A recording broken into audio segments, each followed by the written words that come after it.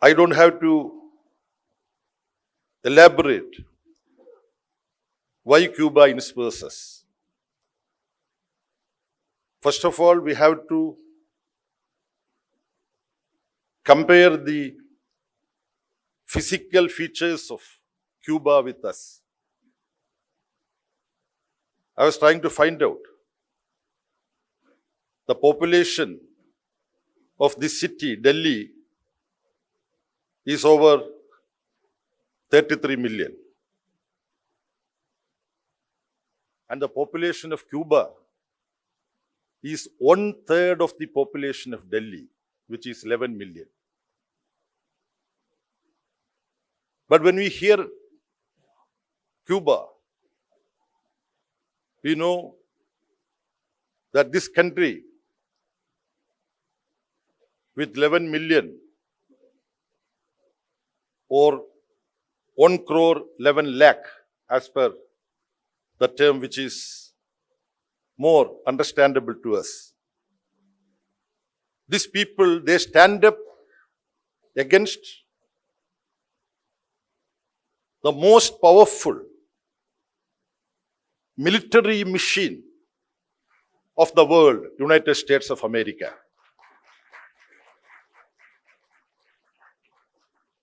America thinks that it is the superpower. And many describe American imperialism as a superpower. Let us say American imperialism. Let us call a spade spade. Now, among some writers and commentators, imperialism is a dirty word. But we Indians know we had to fight hundreds of years against colonialism and against imperialism. Nobody needs to teach us the dangers of imperialism. And today the world is faced with the very, very ominous threat from imperialism led by US imperialism. And they think they are the superpower. They claim. But we know the 11 million courageous of people of Cuba, they are a superior power than the American imperial superpower. That is why we extend our solidarity with Cuba. During our student days, it was Vietnam which used to inspire us. Many of you remember a slogan of those days.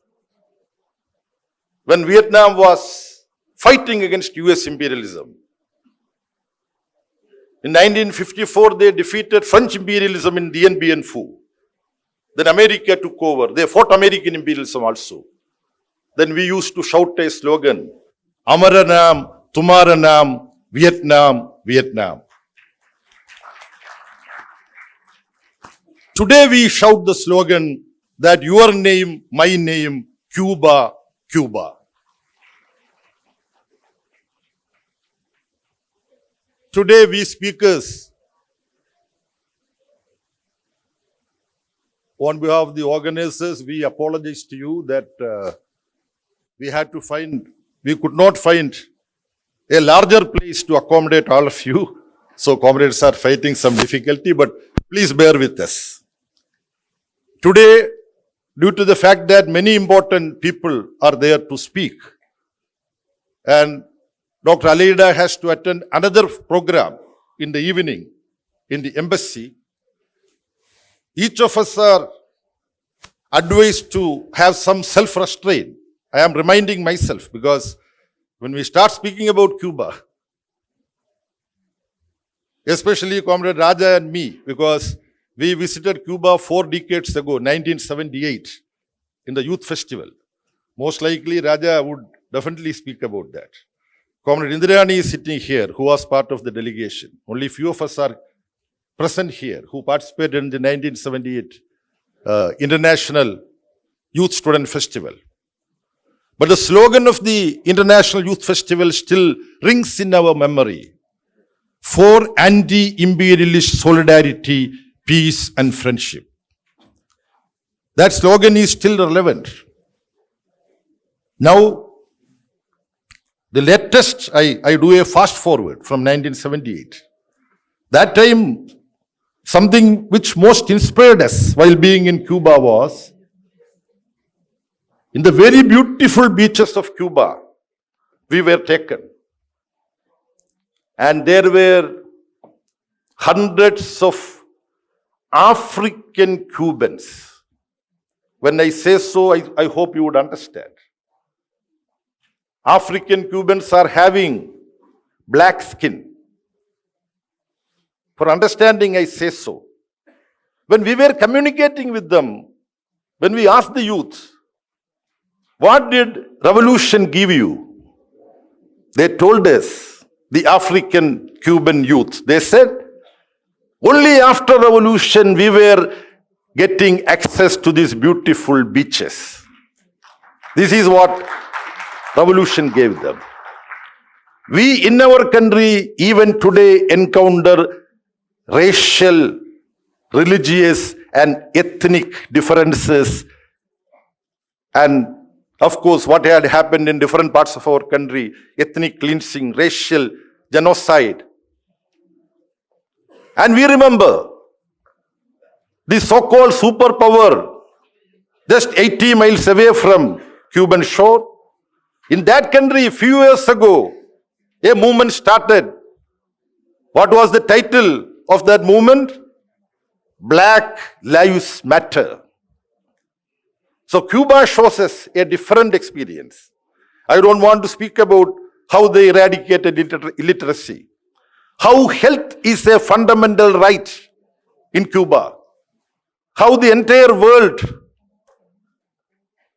found invisible viruses of COVID-19, how to deal with that situation. It was Cuba which showed the world how such a situation of a pandemic can be addressed, and over 50 countries, the health workers of Cuba went for dealing with the pandemic situation of COVID. Notwithstanding blockade, they have developed 5 vaccines against COVID. So, Cuba is an inspiring model to the world. I apologize to Comrade Aleida and Stefania for the very hectic and physically demanding programs we have scheduled in different parts of the country. What Dr. Aleida secretly told me, with her permission, I am going to divulge openly. By climbing up, she told me, I want to kill you. Then I said, I am already dead, therefore you don't have to kill me. And Che today is the most outstanding anti-imperialist fighter and symbol and the greatest martyr of all times. Therefore, your presence here inspires us.